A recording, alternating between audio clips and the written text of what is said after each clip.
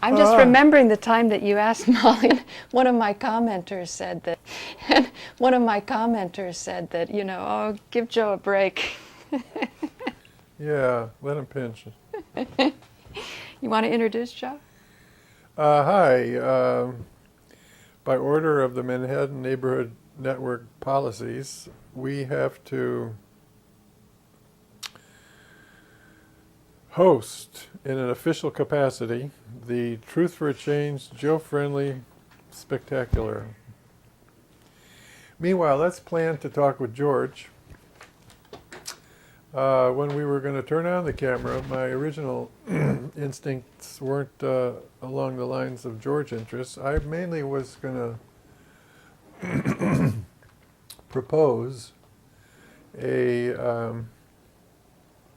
new turn of events for the Obama campaign. That I was going to propose that I submit for public consideration, and Obama's as well, a plan for peaceful revolution, the friendly revolution. So Obama plus Joe Friendly equals the changes that are really called for. And thank you for the rhetoric. I could say for the sake of some logic that Obama and me, we share Chicago. So as two But you're not Chicagoans... Capricorns, are you? You want to tell people the sun sign thing, or is that jumping into too soon? Part of the logic of my George insinuating talks. myself onto the political scene, plus or minus, we could also say human history. Because once George calls, you'll never get your I won't have a chance to talk so much. We got 9 minutes or 8.5 before George calls. Because the Obama story kind of reminded me of Bibi Rebozo about Nixon, remember? Oh. You said that your sun sign discoveries Oh, indicated... that those two went at it in the yacht. No, moving right along on that thought. No, Joe, come on, tell him. No, the idea was that I think I have worked out the simple language that would enable us as a whole people to actually embrace the kinds of changes that we actually do need. We need an actual democracy, not a sham democracy. And currently, the entire representative system of government is shot to hell, no good, corrupt, a poor excuse for a democracy in which money is the common currency of the political process, and it's no good. It ain't democracy that way. How about that DVD you brought over? Such an interruption. Why are you moving so fast? What? Oh, because I get so bored of hearing about money and corruption of the government, that's why. Well, it is I want kind a of new boring, reality. but here I have the solution. But part of the argument for me being the guy, I mean, if you look in my apartment, I do have Come on, Joe, just a second. You're evidence always of ribbing all the Harold. work I've been doing on the revolution. You know, pads and pads of paper with words, meticulous. I have drafted the revolution. Although Clark Kissinger recently said, Joe, why don't you just print it out and quit yakking about it? Hey, can you give Harold Channer a break, Joe? Well, Because don't you do the same thing? You know, I've talked with Harold yesterday and today. Oh, good. And I haven't sent him any of my heavy-duty letters. I thought I should put him on paper and then bring him over to his house with some herbal supplements so that he'd be in the right frame of mind. Joe, did you see what I got from one of my viewers on YouTube in Memphis about Harold? Did you read that? No, I didn't. He thought the letter would be too severe. And then he made some, oh, you didn't? Well, then I'm going to, it must Well, be I in have your a new inbox. improved version, but... Well, you got to look at Robbins. But mainly the idea is to appreciate how when somebody is talking, interruptions are usually tragedies. That they could usually do better without the interruption. The way Amy Goodman interviews people, I think, is quite beautiful and is not intrusive, not interrupting. And I think when she interrupts, when she poses a question, it is with such a good sense of respecting the completion of the thought that her questions typically enable the speaker to even embrace more. They're actually helpful. Right. But the way I Right, would you score empathize. Harold's is, "Oi, Harold, you shouldn't have done it." That's and to get Harold to see that is very difficult. But I did appeal to Harold's senses of letting his audience see in this lifetime this change. It's easy for him to die of a heart attack, and we never get to see a new Harold. But what I want to see is a new, smiling Harold nodding supportively as people get a chance to finish their thoughts. And I was thinking it could be an ad for marijuana, that if he kept smoking instead of interrupting, it could be the marijuana industry could pay him as the as the poster boy for the curative properties of marijuana. Just a second, I want a disclaimer. There's absolutely no marijuana in the vicinity. Joe had come over and he brought me a DVD that I had asked for from one of my viewers called AlphaNiggaz. Did you know that's his name, AlphaNiggaz? Oh, here, there's the DVD. And he said that if he could get Nico Haupt freaking out at St. Mark's Church, which was the pivotal DVD that got me to say, wow, there's a serious unmet need here. And that's how I started to get into the 9/11 TV fakery, although it was many months until I actually grasped it. But I could see from this DVD that there was a lot more going on than met the eye. So one of the viewers, AlphaNiggaz, said that he would give me $75 for that DVD, because I was doing an appeal for donations.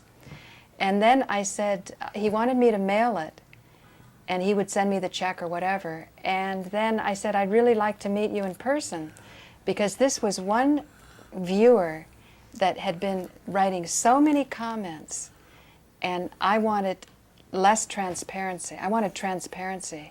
Do you have any sense of why you wanted it? I don't know, but he said that he's 3 people under that handle. What's that mean?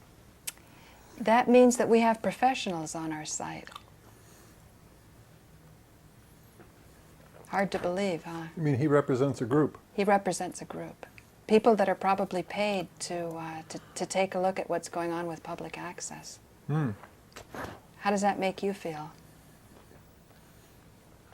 Well, I still can't quite get a handle on why he wants the DVD. That Nico did put it up, but then he mashed it up. I don't know what Nico's done with it. I didn't talk to him about it, but it really is a very important DVD. And I think really Les is. put it up too. Maybe Les put it up too. A lot of people felt that it would discredit the no planer stance because he was so angry. But sometimes anger is a tragic expression of an unmet need, and that's what I wanted to know. What need was not being met? And incidentally, we were at St. Mark's Church yesterday, and Frank Morales was very nice when Nico Haupt came in with some garlic around his neck. I couldn't quite get the sense of that. What was that all about? Tell me more. Well, Frank couldn't figure it out. Frank? Yeah. Frank couldn't figure out what? What was the idea of your appearing at the door? Oh, Frank, I always try to stay on good terms with everybody. But Nico wasn't welcome in the room, I think. In the past, Nico wasn't welcome, no. So you were hoping that you could promote a rapprochement? Yes, that's exactly what I was hoping for. The other thing is We Are Change split up after the Nico blow-up. And then We Are Change, I think none of those people feel comfortable at the church either. Well, part of the problem is, if he is going to wear the garlic, then he's not in peace mode particularly. The problem with Nico No, but garlic he is would a really... interrupt. Garlic is in California, the garlic capital of the world, Watsonville. They said garlic is like 10 Jewish mothers. It's very protective. And, you know, one might become interested in herbology when you saw it because it worked. There were much better vibes at St. Mark's Church than there was down at Ground Zero when I went over to Luke and Sabrina, and they told me to go back to my corner because I'm staking out a no planers corner. And I don't know, staking out, I just felt, you know, somebody should be down there and be available for this position. And I had a beautiful interview with Al Duffy, and then the last few minutes of tape was very, very uncomfortable confrontation with We Are Changed. So relatively speaking, St. Mark's Church was a very nice place to be. And Frank said, "Come on, Nico, it's fine." He didn't have a problem. So he was invited in? Yeah. But he didn't come in? Yeah, he came in. And then what happened? I haven't edited the footage. How long did he stay in? Well, we were supposed to have that Rodriguez guy, but I don't think he showed up. And then He showed up. I wanted to. He did show up? Did you go? Yeah, I taped him. So I wanted to go to see the Oscars at Harold Chandler's with Nico. So that's what happened. That started at 8. Oh. How was it with Rodriguez? Huh? How was it with Rodriguez? He talked well. He was photographed by me and Les. I came about 10 minutes late. And then I shot up one reel, and I had like about 20 minutes into another 60-minute tape, and it dawned on me to let's have a session of him and me on tape, and at the place was my favorite cameraman, Ed Fambry, who's a friend of Harold's, who shows up, but he's like a high-paid commercial videographer, cameraman. And he has called me up at times to say he liked a particular show or other. And so I've always felt on good terms with him. So I said right away, "Would you shoot it?" And he said, "Yeah, I'll do it." So then it was just a matter of getting Willie's okay on the deal. And Willie says, no, he doesn't appear on camera except in a suit and tie. So I said, well, we already shot an hour and a half of you in a black sweatshirt. What did he say? He said, I hereby don't give you, I withdraw or whatever. You don't get permission to use that. It's only for personal use. How do you feel about that? Well, it was consistent. I mean, if he does believe that necktie is the only way to go, I was hurt that it didn't occur to me that that was an issue, that I thought we were shooting keepers.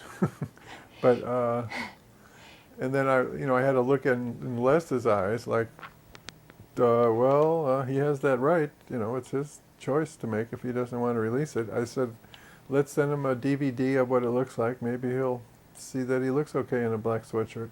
Have you ever considered, Joe, that maybe that story of controlled demolition is not true and he's a plant and the story's not true and he might have something to hide and he uses that as an excuse? The answer is no, that his sincerity did come through pretty good. Yeah, but Joe, just a he second. Does walk a tightrope. What about the sincerity of respect for a photographer's time? I mean, you're known as the man who covers these events. He doesn't know me that way. He hasn't met me. But why the hell would he come to a public event and speak and not have it taped? I think there's something hiding there. Why?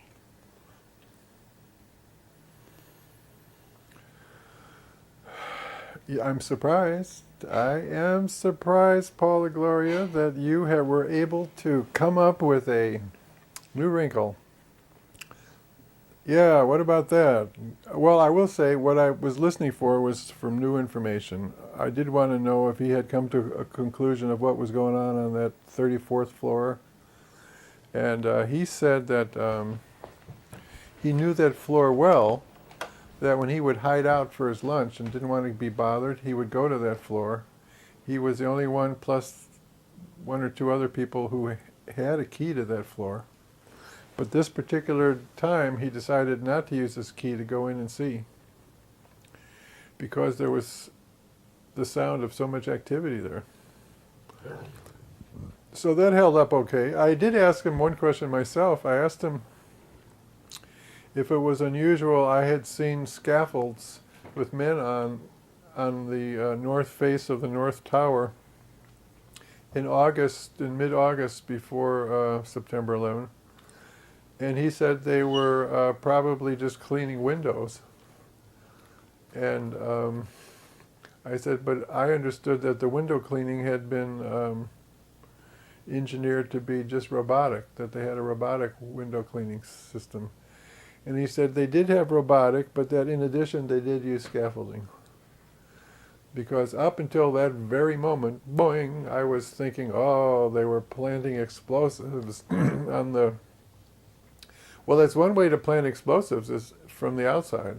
So you don't have to knock on doors and get into offices. You could just stick cutting charges all over the outside columns with a little wire here, a little battery there. So, Joe, you're a charge hugger. I'm a charge hugger. I am a charge hugger. I have seen the light that cutting charges work so beautifully. If they're arranged well and they're timed well, that is the way to bring a building down. But it comes down to this, Paula Gloria, dear heart. If a building comes down with controlled demolition, we're talking about the force of gravity being used professionally, methodically, masterfully. When you have gravity being used masterfully to bring down a building, then it does come down, lo and behold, around the speed of gravity. And those buildings came down within a second or two of the speed of a falling ball, which is normal controlled demolition. So it doesn't take a struggle with the imagination to imagine beam weapons and exotic space weapons or anything special, except lots of explosives distributed well, timed well, albeit with cutting charges, which are not quite the same as explosives. You would agree there's two different things there, Paula? Explosives and cutting charges? I just don't think any controlled demolition looks like the kind of smoke and dust that you saw at 9/11. Any kind of controlled demolition looks like the smoke and dust. Now I saw one When I see the picture. smoke and dust, it makes me totally at peace. I think, oh, there it is, proof of controlled demolition. And you're looking at it and saying, oh, proof it's not controlled demolition. Oh. I'm sorry, I was just going into my email and there was hardly any there, and then I realized it was your email account. Oh. So I was thrown off. Okay. No, I saw one picture, and I will roll it in here if I can find it, where the smoke is the perfect outline of the building. It's like the building, for a moment, turned into smoke in the shape of a building.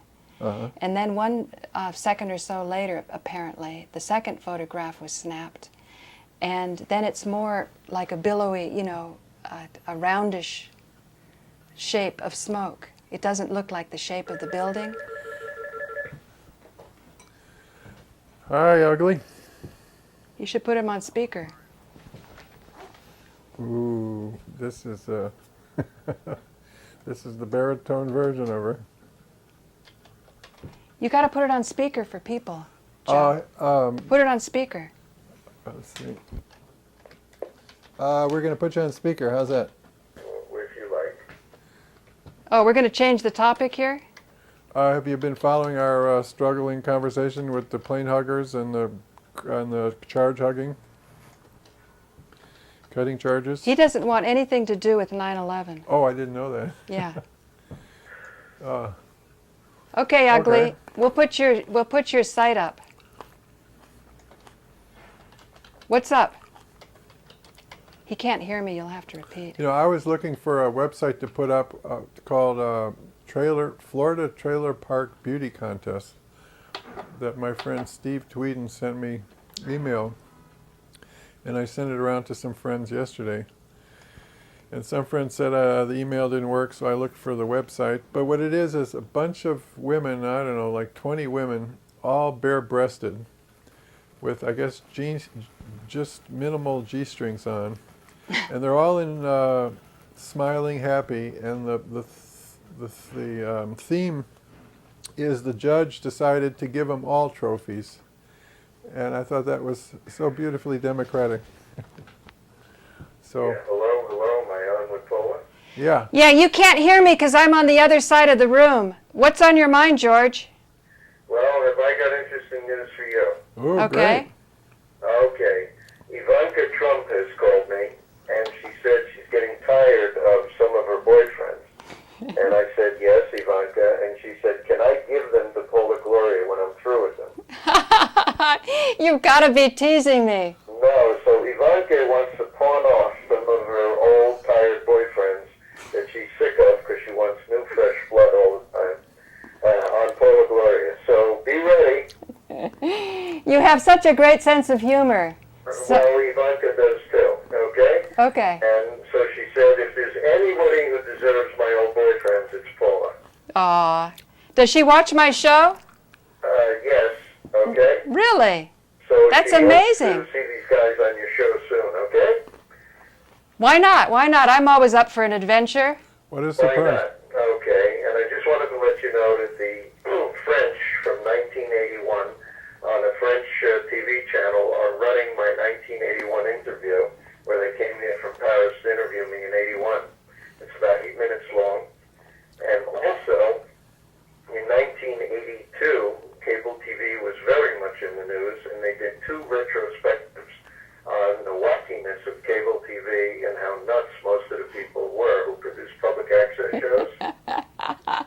Basically saying they had no talent. Right, right. If you know Channel 9, Richard Bay used to be on Channel 9. Yeah?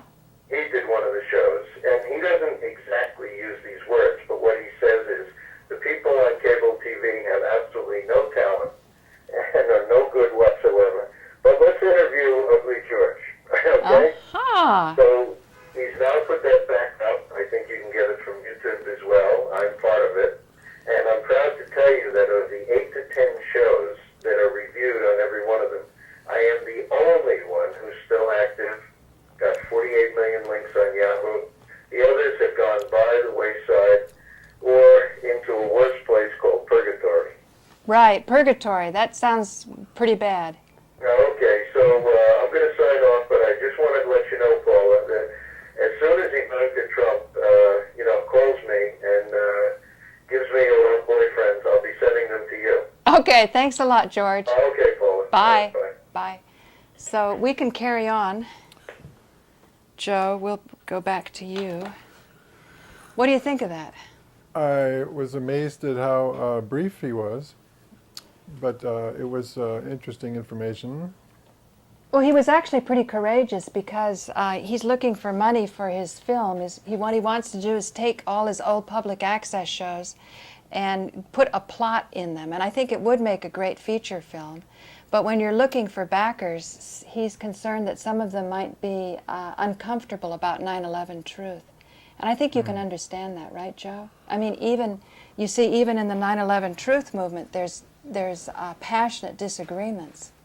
So we were talking about controlled demolition. You want to go back to that? Yeah, we had a passionate disagreement, you and I. Right. You don't like the idea that controlled demolition plus explosives explain the way the towers came down. And I believe that engineering is up to the task of using explosives and cutting charges to have accomplished exactly the way the 2 big towers came down, and later in the day, Building 7. And looking at, for example, the imagery in 9/11 Mysteries, as recently as the last 4 or 5 days, I did look again at 9/11 Mysteries, and when you stick in the DVD, you have your choice of chapters. I went to chapter 11, and there was beautiful, crisp photography of the collapse. There was obviously an effort made to throw out enough clouds to hide some of what was going on. But basically, what I saw... What do you mean by that, Joe? Throw out clouds? They made some effort to increase the amount of cloudage from the front of the, the outside of the building. Because the more dark clouds they could have, the more they can make it seem mysterious and sort of veil the fact that it was controlled demolition. But in general, when you see all the different videos of buildings coming down with controlled demolition, there is a look to it. And I'm surprised you haven't seen the similarity in look. I mean, have you seen the similarity? What do you think? What I'm doing is I'm putting up a shot right now of the pictures. Uh-huh. And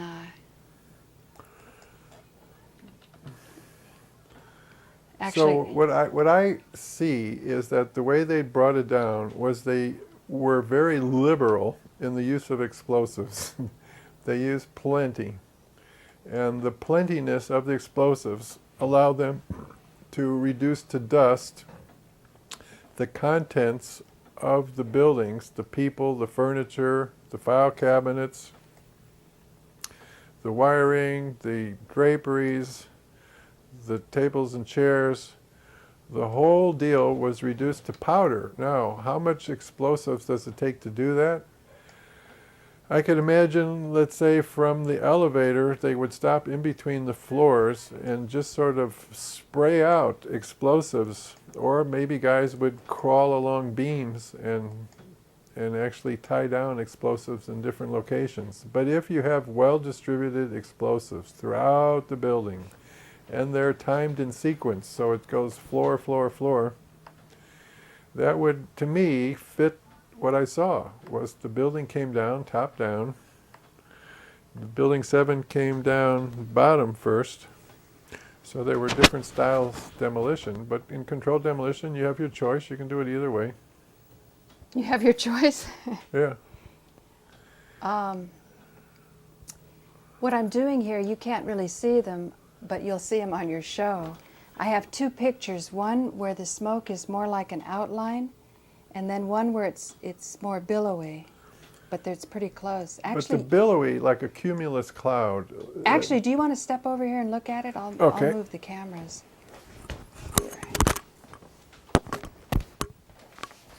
Yeah, I'll put the camera on you looking at it. There. Actually, if you take the mic, then you can... Oops. Here, I'll tell you what, I'll stop the tapes. Now, keep going back and forth from here. Here's the one where it looks more like the building. See how that goes? A lot of smoke, yeah. A lot of smoke, but it's shaped like a building. And then here, it's more, you know...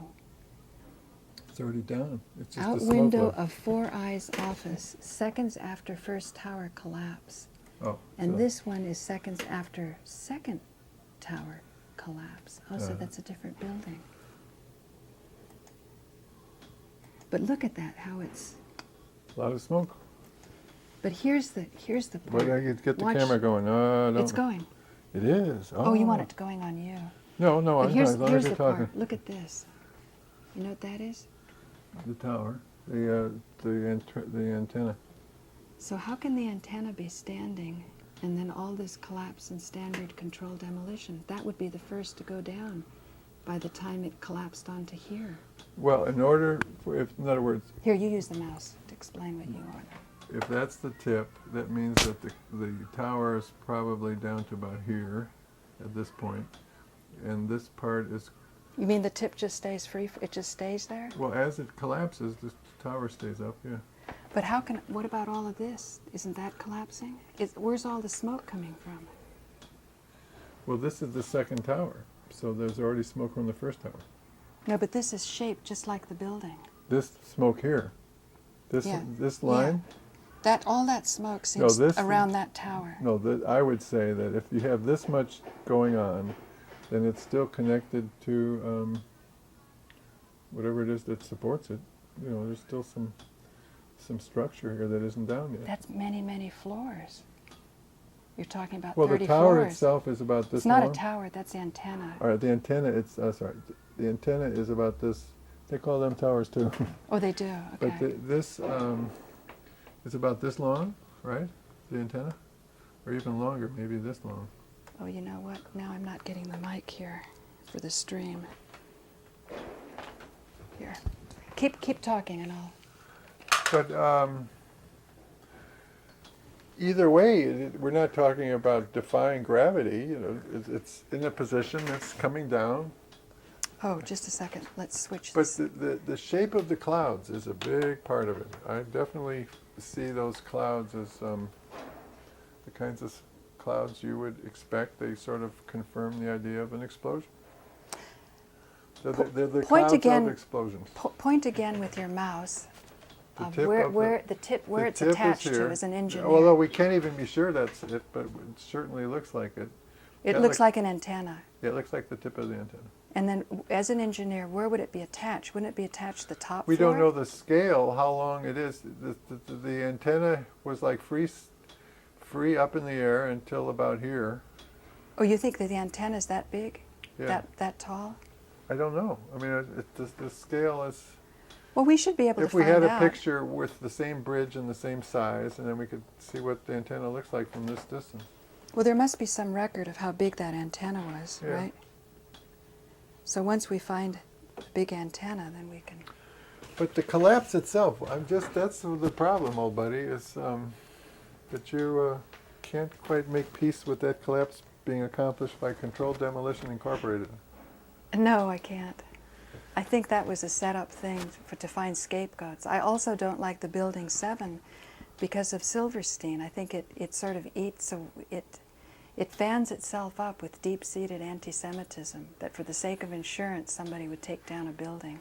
They Well, call first it, of all, if you heard the He expression... did not do it for the sake of insurance. Let's be clear about that. He did it because he was a willing participant in a U.S. government plot to get the American people riled up to accept a police state and military adventures and all the rest of it. So he was just some guy that was the civilian choice for the people who cooked it up, Zellicoe and Cheney. But But people hate those people. Here's right now. They something hate I learned them. yesterday that I didn't send you, but I did send around to a couple of people. Do you want to sit back there and I'll... How Stephen Jones lost his job. Did you ever hear that story? No. Come over here and tell us how Stephen Jones lost his job. I got that. There we go. Oops, just a second. Okay.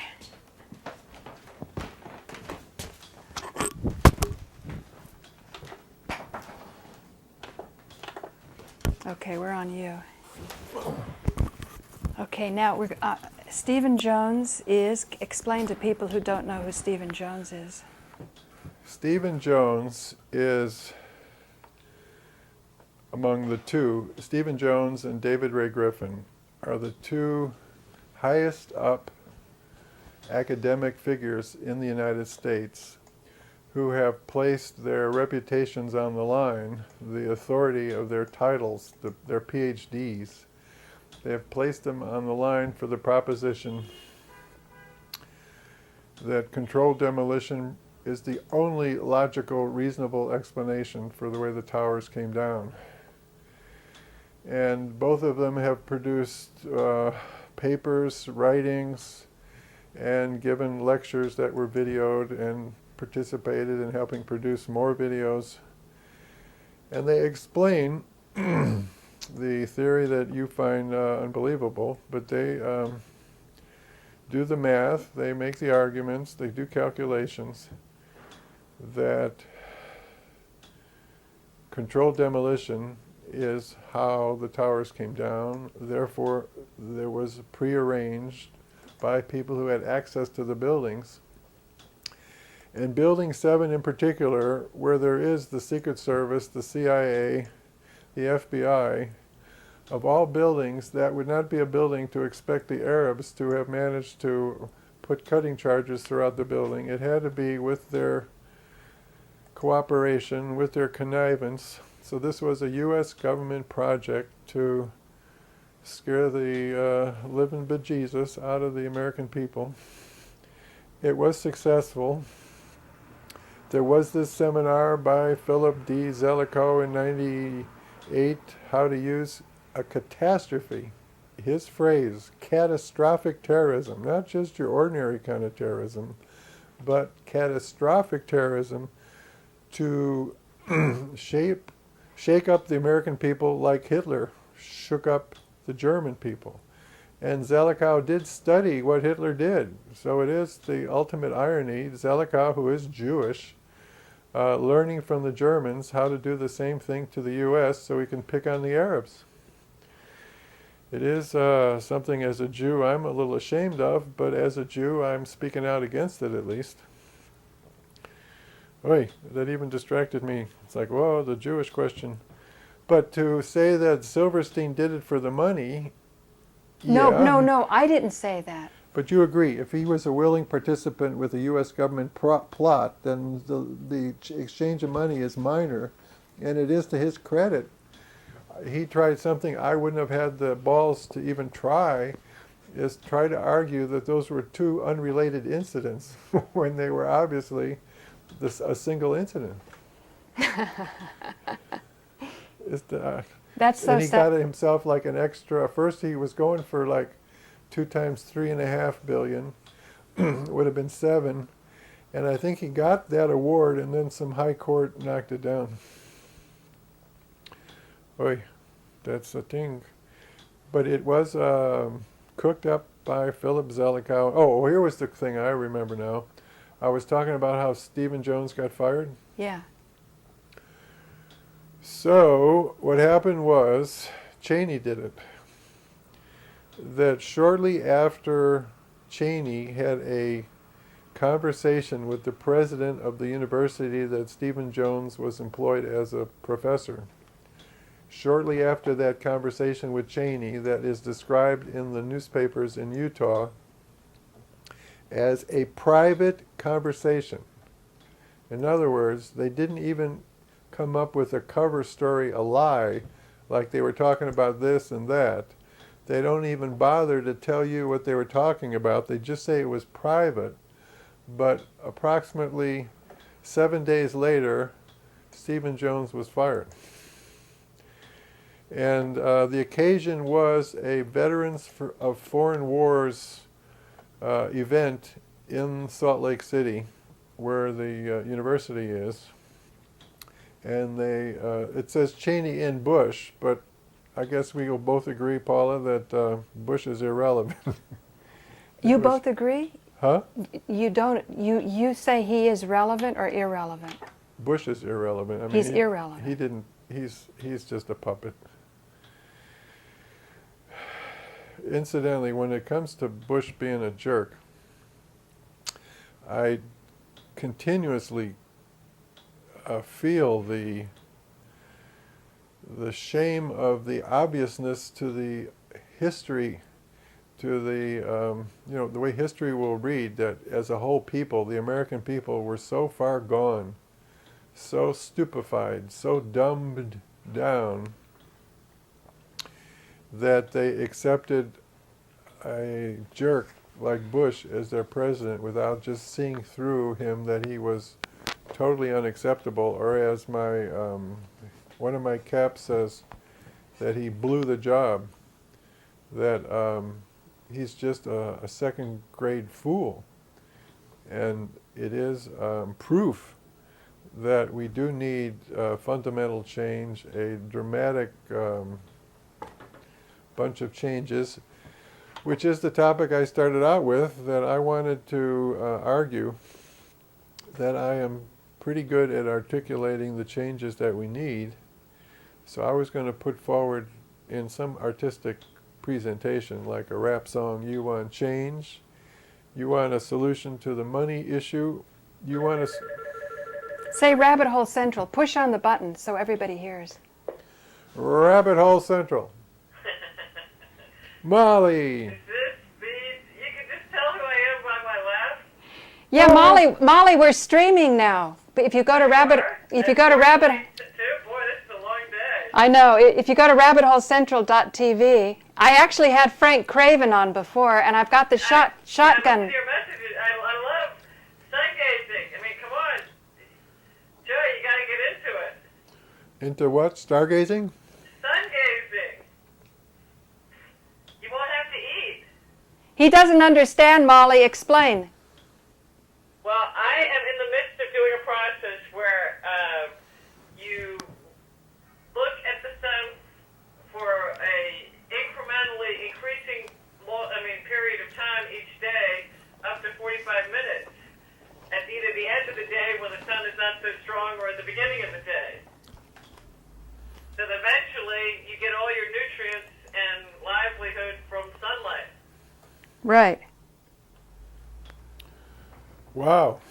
It makes you healthy, wealthy, and wise. Well, it should make you slimmer. Slimmer.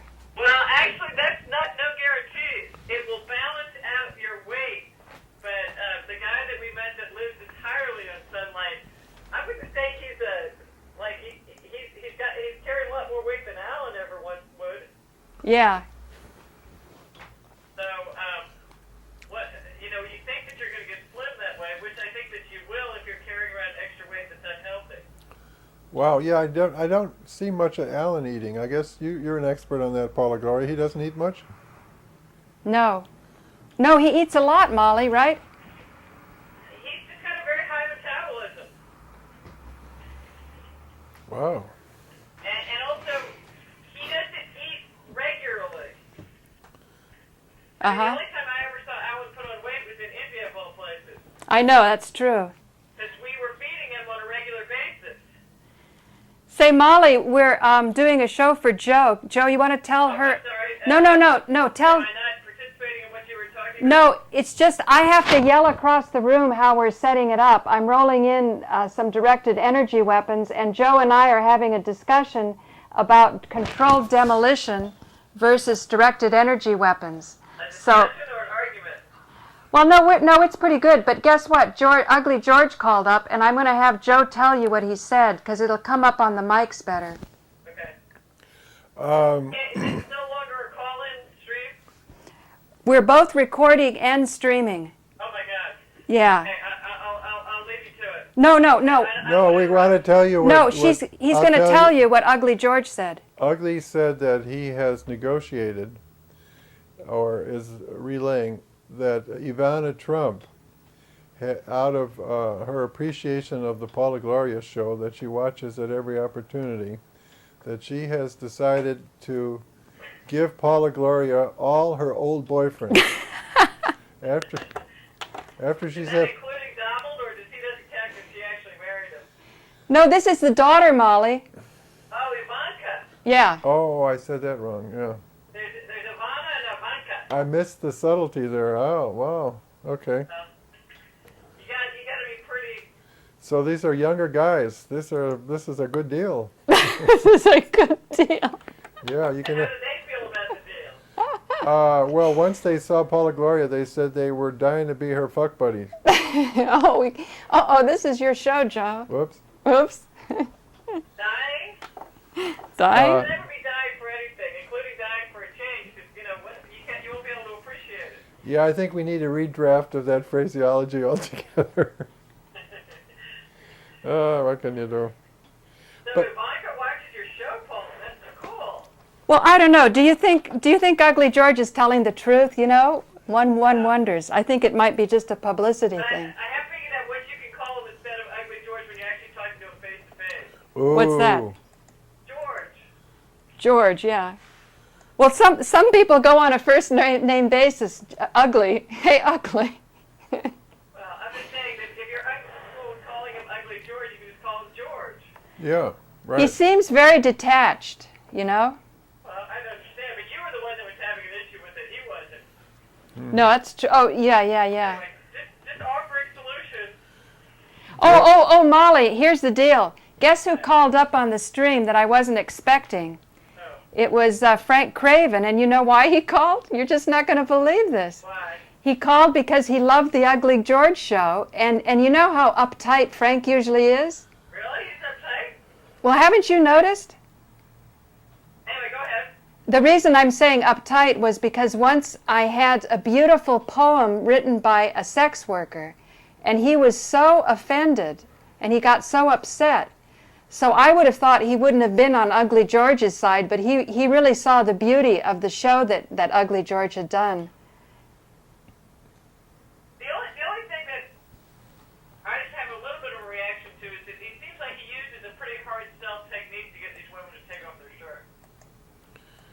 Yeah, he is kind of a pest about it.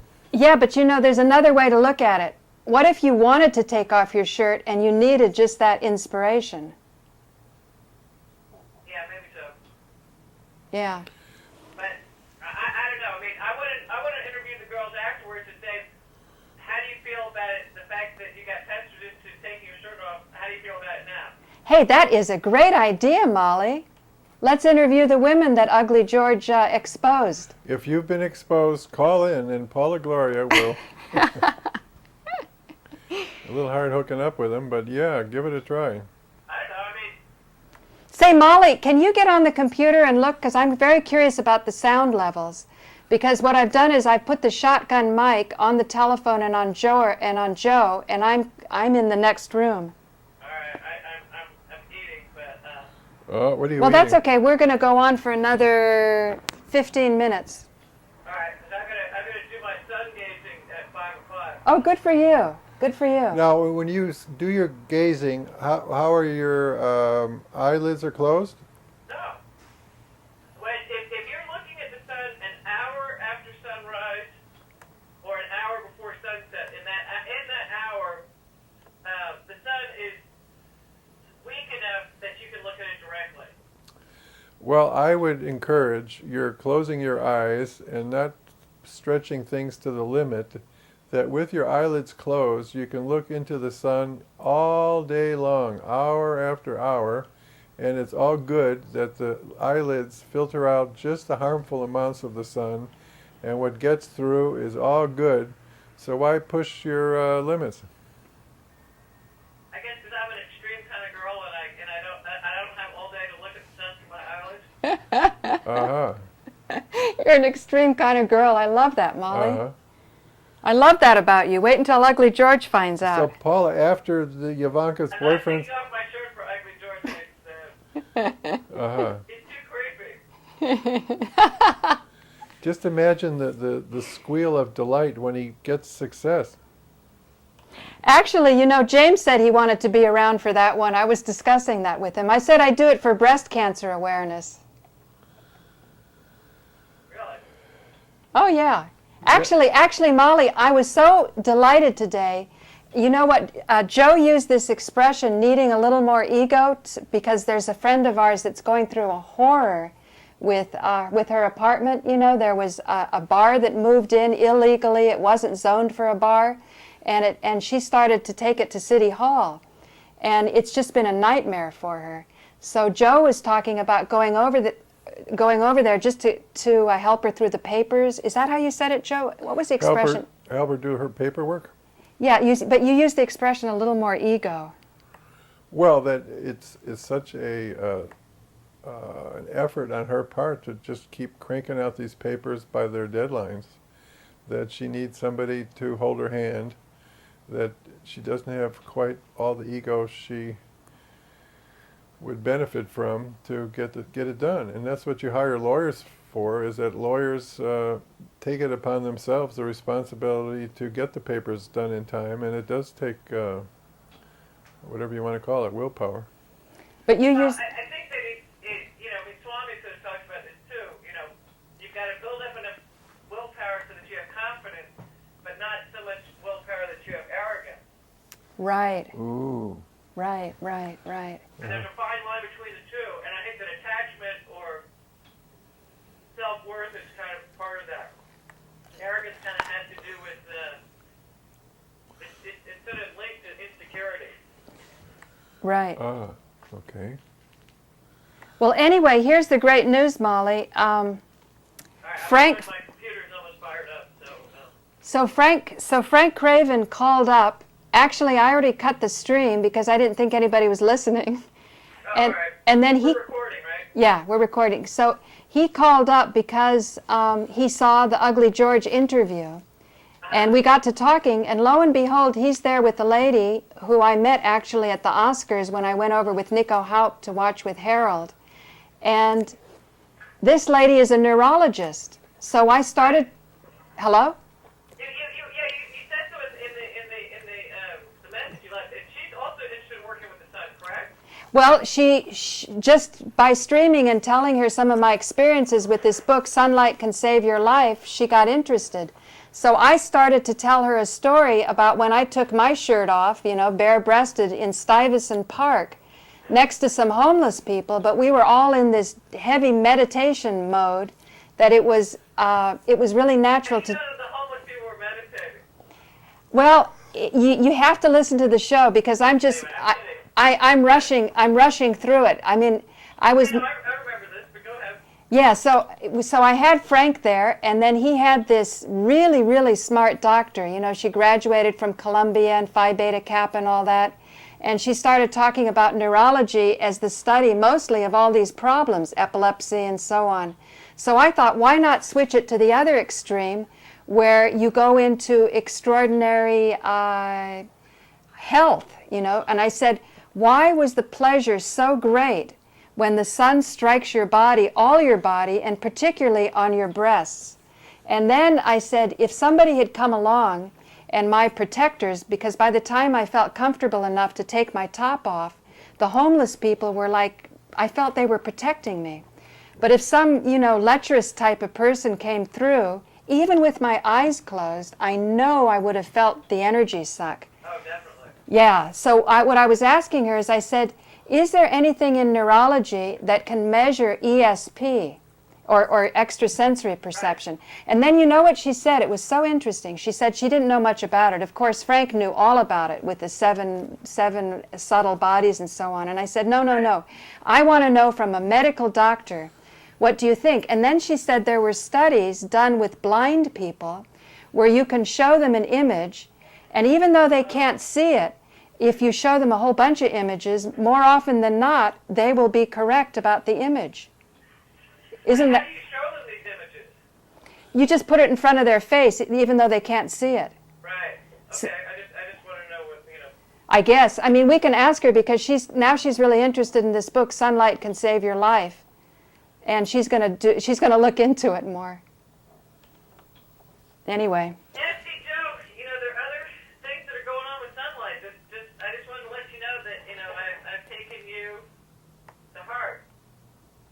Well, thank you. It is a direction I didn't fathom as I was introducing you to the glories of the sun, but okay. So it sounds like you weren't very happy with the direction I took you in. Well, you taking vitamins? I would say this, you can ease up on the A and the D. The A and the D? I think you mean the vitamins? Yeah, I think you get some of that from the sunshine. Well, at least. Supposedly, okay, think of it this way. If the sun creates, you know, plants, right, through chlorophyll. It participates in their creation, yes. And animals eat plants. Right. And basically, we are just all products of indirect sunlight. Right, indirect. I definitely agree on that. So if your body could process sunlight effectively, Then we wouldn't need plants.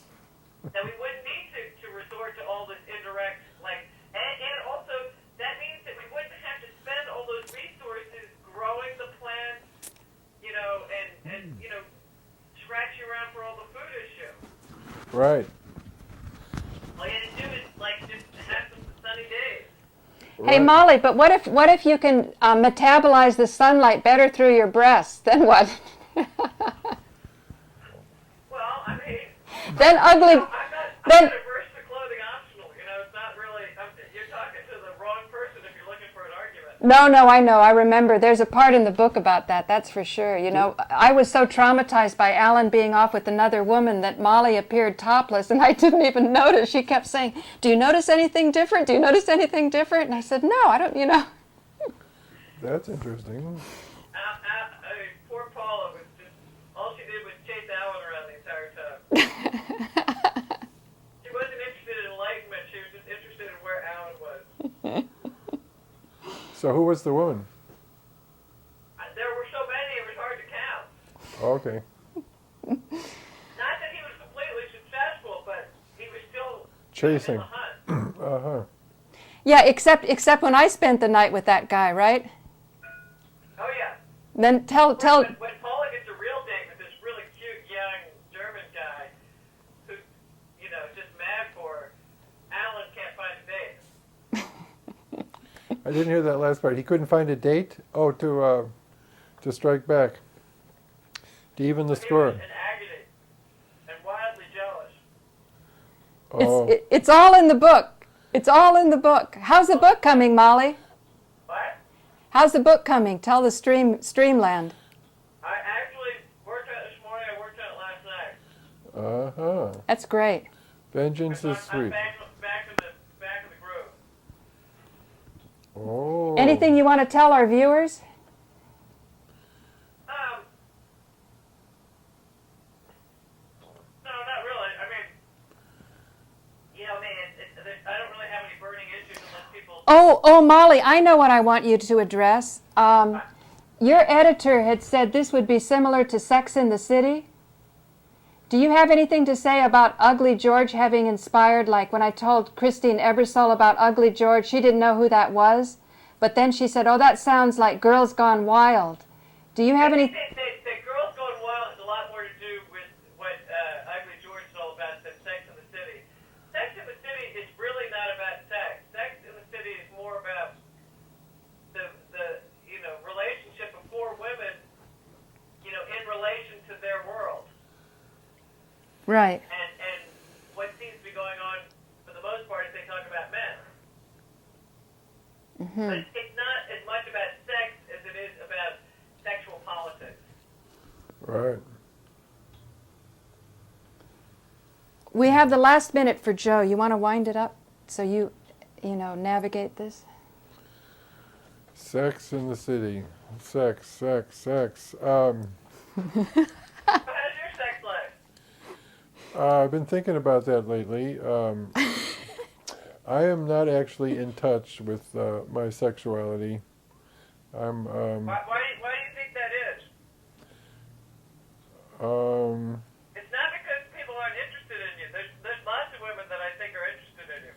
It's true, Molly. I think the problem is that I abused my sexuality by faking it with women I really wasn't in love with, or even that much attracted to. Wow. Wait. Wait. You went out with women that you weren't attracted to or in love with? I don't understand. Yeah, that's what I did. I was just kind of hard up, and I went through the motions, but it really wasn't talking deeply to my sexuality. Wow. But why I'm going to cry. Women that you weren't attracted to or weren't in love with? Why did? Because I couldn't find anybody better, so I was just making do. You loved the one you were with. So to speak. No, I think I pretended to, but I find it difficult to hook up with women that I'm attracted to. It's like I'm constantly scanning. Is there anybody in this room I'm attracted to? If there is, let's see, what's the move? Should I go run up to her and say, is your birthday September 10th? Oops, sorry, never mind. Have you ever been attracted to anyone who is not a September baby? Regularly. Aw. Regularly, so you are attracted to women. Yeah, I find different women attractive, and then I ask them their birthday, and they tell me what it is, and I go, oh, gee, I know somebody for you. Yeah, but if you're attracted to them, why don't you go for it? Well, because the attraction to them is just the physical, but once I know the birthday, I know that it'll just be a problem once we go at it, that the way their minds work is going to be problematic. They won't be good confidants. They won't be people to share my thinking with. It will be... I think that, to me, that sounds like an excuse. Well, I mean it not as a rationalization, but heartfelt, Molly. I think it's the truth that if you can... The trouble with sex being irresponsibly used is that sex is a bonding thing, and if you keep plugging away, bonding deeper and deeper, tighter and tighter, closer and closer with somebody, and their way of thinking is not as harmonious with your way of thinking as the good old Joe Friendly discovered 6 months apart happy hallelujah, then you're digging yourself into a bad situation. You know what I mean? You know what they say? Even bad relationships are good for the soul. That is a pathetic rationalization, I think. Well, Nice try. It's like, Yeah, sure. What they call, what do they say? Experience is the name we give to our mistakes. true. Yeah, so. Good judgment comes from experience, and experience comes from poor judgment. But I just think that, okay, when have you gone out with somebody who hasn't been your September perfect person, that it hasn't worked out? I would say basically 100%. Have you ever gone out with a September person that it has worked out? Have you ever gone out with someone who's born in September? I did go out with some September 10ths that I wasn't attracted to. And it worked out pretty good, but... So you merely went out with them because of their birthday? Well, I enjoyed, yeah, I guess. Let me think. Well, when you say merely, it means that there was a lot of compatibilities that I appreciated. But since they weren't physically attractive, it was an effort. It was like, what's wrong with this picture? I mean, So I'm conflicted. What can I... that you can't seem to find anyone. It's a national problem. I don't think most people are able to find somebody that they are both attracted with and feel a inner harmony with the way they share their thinking. Have you noticed? How about you, Molly? Have you been going out with guys you're attracted to? Yeah. Those are the only guys I go out with. Good for you. Maybe Ivanka Trump will throw some more our way. Well, I must admit, sometimes I go out with guys that are more attracted to me than I am to them. Now we're talking. But that doesn't mean that there's not some attraction there. Uh-huh. I mean, I couldn't sleep with someone unless I was somewhat attracted to them. There's, Your Honor, let the record show a some